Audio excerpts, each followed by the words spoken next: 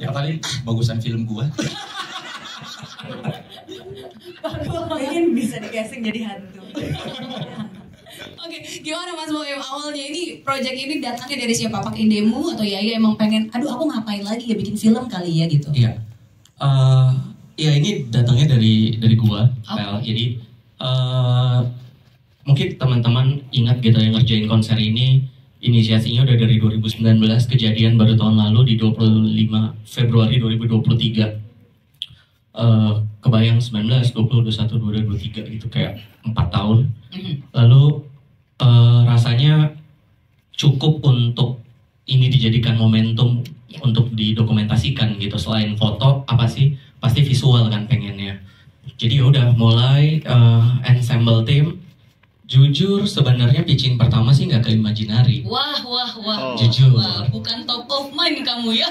Tapi saya ditolak. Plus Imaginary belum ada kan? Benar, Imaginary belum ada. Benar. Belum.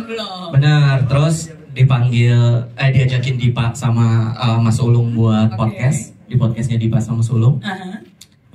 Pitching ke Dipa. Dip, ada konser nih gitu kan. Oke. Konsernya ya pitching tipis-tipis lah. Pitching tipis-tipis terus sambil kita tetap bikin, ya karena dokumenter pengennya kan lengkap kan. Banyak banget gitu yang kita dokumentasikan. Sambil kita tetap rekam, kira-kira akhir 2022 kali Dip ya. Akhir 2022. Jadi ini udah panjang banget perjalanannya. Imaginary say yes. Ya udah kita mulai intensif buat merekam lagi dan Soleh ditunjuk jadi Sutradaranya, oke. Kalau aku tuh sebenarnya awalnya menyangka ini bakalan jadi dokumenter GBK. Konsernya. Iya, konsernya gitu. Dan aku sangat setuju dan sangat pengen untuk bikin dokumentari dari konser itu sendiri. Karena itu kan suatu yang lumayan sangat monumental untuk kita. Dan juga mungkin banyak yang bisa dipelajari dari itu gitu.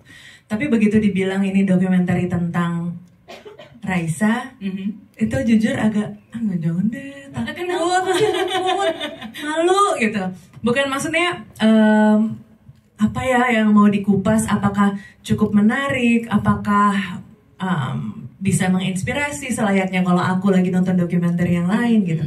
Kira-kira cukup ini nggak ya? Tapi akhirnya ngobrol sama Kang Soleh, ngobrol sama Mas Dipa dan tim. Terus akhirnya ya udah pede untuk maju gitu. Aku sih benar-benar menyerahkan kepada mereka untuk aku nggak ada nih. Aku pengennya kelihatan gini ya. Aku pengennya pokoknya nggak mau kelihatan gimana-gimana banget. Nggak ada banyak arahan-arahan request gitu. Karena aku juga nggak tahu mungkin orang melihat aku dari sudut pandang mereka itu seperti apa. Gitu. Tapi yang pasti soal konsernya ini di highlight banget juga gitu kan ya. Karena dari awal Raisa juga tadi bilang pengennya kirain tentang konsernya gitu. Oke, ini aku punten ya sebelum ke Pak Dipa, aku boleh ke Kang Soleh dulu nggak ya? Karena kayak Harta Tahta Raisa, sebuah film dokumenter karya Soleh Solihun. Ini kalau ditanya kenapa Kang Soleh, yang jawab Kang Soleh apa Pak Dipa nih? Ya karena saya jurnalis musik yang bagus lah. Luar biasa. Gimana Kang akhirnya end up di kamu Kang? Waktu meeting tuh Dipa bilang, si Boim mau ngajakin meeting, mau ngapain? Mau bikin dokumenter Raisa. Terus gue meeting sama Dipa tuh akhir 2022 tuh. Terus dia ngomong-ngomong gini-gini. Pada saat itu gue belum tahu Imaginary mau mengambil kerja sama ini ya. Terus gue ngasih tahu sama Boim, menarik nih kalau lu mau bikin dokumenter Raisa, ada momentum konser GBK. Sebenarnya gue langsung ngasih aran ke Boim, nanti konsepnya bisa begini, ceritanya kesini-sini, jangan cuma konser GBK. Kalau cuma dokumenter GBK itu nanti jadi kayak behind the scene, kayak terlalu teknikal. Terus kayak kan momen Raisa tuh bukan cuma di GBK, banyak momen yang membawa Raisa dari awal karir sehingga ke GBK. Makanya waktu itu gue bilang, mendingan kalau mau bahas GBK harus membahas Raisa secara keseluruhan. Bagaimana seorang Raisa dari awal sampai akhirnya dia menuju ke GBK itu kan butuh perjalanan panjang, bukan cuma di persiapan konser. Gue cerita banyak, mungkin Boim waktu itu termakan akan presentasi gue ya. Decknya bagus sih ya, gerak-gerak gitu. Namanya juga jurnalis musik lah. Keren. Terus kan waktu itu gue bilang sama Dipa sama Ernest tanya, lu mau nggak garap dokumenter? Terus gue kan karena merasa ya ini kan selain film tuh musik itu sik musik aku suka musik. Mau dinyanyiin nggak tuh? Ya dunia yang selalu gua cintai ya. Jadi ketika Dipa sama Ernest bilang ini gimana tawaran Boim, terus gua bilang ya udah kalian lah sebagai produser ngobrol dulu, kalau secara bisnis bisa masuk gua ayo gitu kan. Yang namanya orang kreatif mah bukan cuma butuh ridho Allah tapi ridho produser. Nah itu dia. Ya akhirnya ketika Dipa sama Ernest nanya lu sanggup nggak? Gua sanggup, gue bilang. Gua udah kebayang kalau menggarap Raisa, gua bakal membawa seperti apa. Dan kenapa gua mau selain karena memang secara musik Raisa, kan gua tidak mau menggarap kalau bicara musik gua tidak mau menggarap musisi yang menurut gua tidak bagus ya. Ya betul. Ada gengsi dong, gengsi sebagai jurnalis paling keren kan. Plus karena gua mengikuti perjalanan Raisa dari album pertama waktu Boim masih belum kaya. Waktu Boim masih wartawan Hai menyambi jadi manajer artis, gue menyaksikan perjalanan Raisa dari waktu di Kemang itu press con pertama di Kemang, gue diundang gue ini manajerin penyanyi baru namanya Raisa, karena ada ikatan emosional juga jadi dengan karir Raisa, jadi makanya beberapa hal itu yang membuat gue oke, ayo Dip kita garap gitu. Plus ini kan memadukan antara dua dunia yang gue geluti ya, dunia film dan dunia jurnalistik. Jadi ini kayaknya momen yang ya rezeki lah, gue bisa memadukan passion gue terhadap jurnalistik dan kecintaan gue terhadap film dalam satu karya. Plus ini sesuatu yang masih jarang di Indonesia ya, dokumenter musisi itu. Bener, ini bisa jadi masterpiece-nya Soleh Solihun ya? Ya, kita lihat nanti lah. Oke, aku mau ke Pak Dipa nih. Nah ini gimana ceritanya kemudian, tadi sih memang udah dibilangin kan dari podcast, tapi apa yang kemudian membuat yakin untuk mengiyakan kolaborasi ini? Ini cukup surprise loh, tiba-tiba Imaginary film dokumenter. Gimana Pak Dipa? Ya sebelumnya selamat sore teman-teman media, terima kasih sudah hadir. Mohon maaf partner saya Ernest Prakasa tidak ada di sini karena kebetulan hari pertama film syuting Cinta Tak Seindah Drama Korea. Asik. Tapi jangan ditulis dulu di berita itu ya. Ya itu hanya tipis ya. Jangan di highlight itunya. Itu masih lama soalnya, jadi yang ini dulu. Yang ini dulu, oke. Wartawan suka hilang fokus tiba-tiba. Sana lagi. Daripada ntar nanya kan Ernestnya mana gitu, dari sini tanya Ernest juga. Ya jadi sebenarnya ini tuh project yang bisa dibilang waktu itu film kedua kita. Bahkan sebelum Jatuh Cinta seperti di film-film ini kita udah ketemuan untuk memutuskan jalan nggak. Imaginary kan doyannya nyari resiko ya. Betul. Film Batak diambil, Hitam Putih diambil, film komedi berempat nggak ada yang terkenal diambil. Tapi kan dokumenter ambil, kita coba juga lah gitu. Ya karena Raisa juga sih. Gitu. Kalau dokumenter kita juga nggak mau tanggung-tanggung, jadi pas pikir mau diskus sama Ernest siapa yang harus jadi sutradaranya, yang pertama terlintas adalah Soleh Solihun gitu. Nggak, sejujurnya gue nggak ada pilihan lain, nggak kayak Boim. Boim sempat mikir PH lain, kalau gue nggak. Ya karena yang lain nggak ada wartawan musik. Betul. Oh gitu. Tapi emang udah pas lah ya ini berarti. Udah. Cuman waktu itu kita mikirnya adalah kita perdana bikin dokumenter di Indonesia pun bisa dibilang film dokumenter bisa dihitung pakai jari. Ya. Bahkan ditambah yang quote unquote berhasil juga belum terlalu banyak. Standar keberhasilannya itu sampai di mana gitu. Jadi buat kita kalau nggak nyoba ya nggak tahu. Ya kalau kita coba, kita urutin bareng-bareng sampai detik ini kita berjalan, nih prosesnya udah hampir 1,5 tahun berjalan. Ternyata bikin dokumenter susah ya.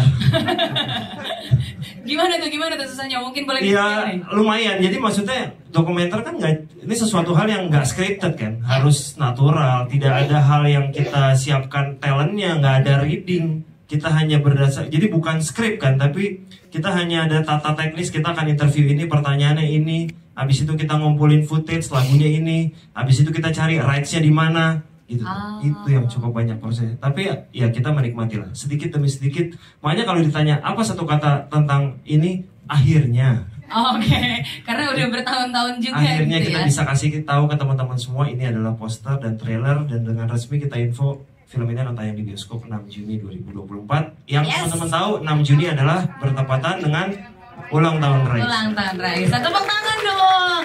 Tapi mohon maaf ini Juni Pak Dipa nggak diajak ya? Karena nggak Juni dia nih. Rule of Four ya? Iya. Belum lebaran yuk kita bikin ini. Kita tuh ada opsi judul banyak. Tapi nggak ada yang yakin. Oh gitu. Betul. Iya, terus akhirnya kita lempar ke netizen dan ini adalah akhirnya judul yang kita pilih. dengan waktu yang cukup terbatas. Iya, karena kita tutup hari Minggu kan kemarin. Nah itu Yaya gimana ngelihatnya, banyak banget Yoraisa yang ngasih judul beberapa tapi bener ya? Iya. Iya kan? Maksudnya kita mikir juga karena kan dokumenter ini nggak akan terjadi juga kalau bukan karena mereka gitu. Betul. Karir aku tidak akan terjadi juga tanpa hadirnya dan dukungan dari mereka.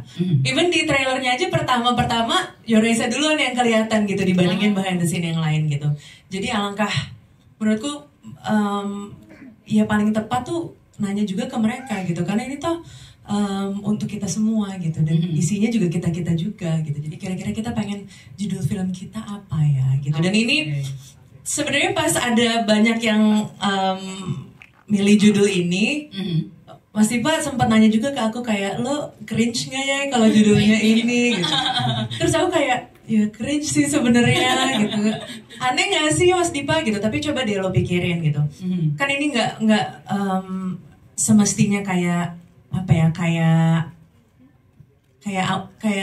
aslinya gitu. Iya, bukan sesuatu hal yang receh sebenarnya kalau kita lihat. Harta itu kan, hartanya Raisa adalah orang di sekitarnya, fansnya, penontonnya, pendengarnya, itu adalah hartanya Raisa. Bagaimana Raisa bisa berada di posisi sekarang dan sampai bisa bertahta saat ini dan menaklukkan GBK. Keren. Nah, Tepuk tangan, itu patut diberikan tepuk tangan. Harta, tahta, dan Raisa. Jadi kita nggak mikir hanya cuma stiker yang ada di helm. Plus itu judulnya catchy ya, bagus kan kalau diucapkan harta tahta Raisa. Berrima. Plus ya memang kalau setelah dipikir-pikir, film ini yang menceritakan itu, harta tahta Raisa, hartanya Raisa, tahtanya Raisa, dan bukan cuma secara harfiah bahwa harta, memang sebagai penyanyi sukses hartanya bergelimang harta, tapi amin. Ya kan, ya. Kalau kita bilang tidak sukses kan masa bikin dokumenter. Ya pokoknya kan hartanya ini ya, hartanya Raisa adalah selain fans juga tim di belakangnya, manajemen, terus tim medsos, ya ada Boim segala macam. Jadi kami ingin memberikan informasi kepada pendengar bahwa ini kita tidak bicara secara harfiah hanya harta, soal harta benda, tapi juga harta bahwa ini orang-orang yang menyayangi dan mendukung Raisa selama ini adalah hartanya Raisa. Tahtanya ya sudah kita lihat, ya sekarang dia ya menaklukkan GBK, itu salah satu tahta, dan kita bisa bilang bahwa Raisa ini salah satu penyanyi papan atas Indonesia. Dan kami ingin kayak semacam mungkin mengapresiasi juga, ini kan idiom ini sudah organik dan sudah bertahun-tahun nyebar ya kan, harta tahta Raisa, yang akhirnya ya udah ini sebagai salah satu apresiasi kami. Oke, ya udah kita embrace saja kan. Raisa dari dulu sering melihat kan stiker-stiker ini dan merasa aduh apa sih. Akhirnya ya udah kita terima aja, dan harapannya ya mungkin memberi makna baru jargon ini. Ya, jadi bukan jangan menganggap ini kok cringe atau merendahkan Raisa atau subjek merendahkan wanita. Enggak, ini justru kami ingin memberi inspirasi bahwa ini bukan cuma Raisa yang bisa ini, harta tahta misalnya Boim bisa. Harta tahta Dipa. Ya, harta tahta Dipa. Lumayan bisa masuk lah nama gue. Juga belakangnya. Harta tahta siapa yang wartawan yang belakangnya A? Namanya harta tahta media. Iya, harta tahta Sosis Sagaya tuh. Harta tahta Yan. Namanya pendek sih, Pak. Cuman singkat ya. Jadi gitu, jadi harta tahta Wijaya. Iya. Timing lagi, Mas. Bisa Pak bikin stiker helm Pak. Oke, apa tadi mau nambahin apa? Iya, jadi sebenarnya kalau kita ngelihat pada akhirnya film ini memang menceritakan tentang itu, hartaku yang berupa teman-teman dan dukungan dari keluarga dan dukungan dari Yoraisa segala macam. Tahta itu sendiri mungkin kita gambarkan dari konser yang besar kita sama Yoraisa ya. Dan melalui film ini kami ingin ngasih tahu bahwa ini loh ternyata seorang Raisa bisa jadi seperti ini tuh tidak sendirian saja. Betul. Banyak orang di belakangnya, makanya dokumenter ini tidak hanya bercerita tentang Raisa. Kalau Anda lihat di trailer ada Boim juga, itu siapa nih orang pembantu terbaik. Kita tepuk tangan dong buat Mas Boim loh. Siapa kok produser masuk di trailer bukan semata-mata karena dia produser, tapi memang karena punya peran penting dalam karir seorang. Dia bayar ya berarti buat masuk. Iya emang. Sama Dipa sekian ya kalau mau masuk trailer. Udah ada rate-nya ya? Iya. Tapi kan gak gue hapus di film Iya, berarti mahal, lebih mahal. Coba dikonfirmasi dulu Pak Ini Boim gimana nih? Dari tadi kena mulu kayaknya. Udah biasa nih. Sebenarnya itu sih, itu juga yang apa ya? Kok gue merasa gue lumayan ngambil part banyak juga di film ini gitu. Secara apa ya? Secara emang mungkin kerjanya kan selalu back to back sama Yaya kan? Betul.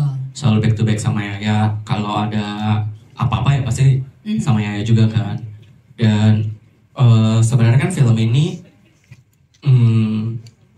mungkin karya kesekian gua dan Yaya kan. Ya, kalau Ernest ada sama Dipa gitu kan, ya gua sama Yaya gitu. Jadi ya that's why mungkin gua mengambil peran juga di sini gitu sih sebenarnya. Kalau jawaban seriusnya lah ya. Plus ya kan gua pengen ngasih tahu bahwa jarang ketika kita bicara seorang penyanyi atau artis atau pop ya apapun itu di public figure yang sukses di dunia hiburan, jarang sekali kita membicarakan hey siapa nih orang yang ada di baliknya.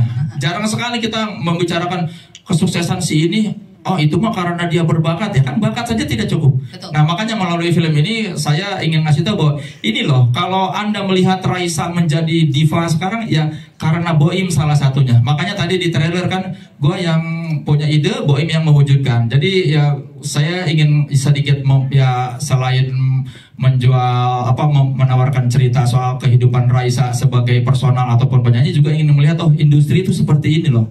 Minimal orang jadi tahu bahwa seorang Raisa tuh ternyata bisa seperti sekarang karena ada keuletan dan kegigihan seorang Boim untuk mewujudkan mimpi-mimpinya Raisa. Jadi ya itu tadi kenapa hartanya ini salah satu hartanya Raisa ya ini. Boim. Ya. Kok iyanya kayak nggak rela gitu kan? Ya ini jimatnya Raisa ya ini. Boim nih.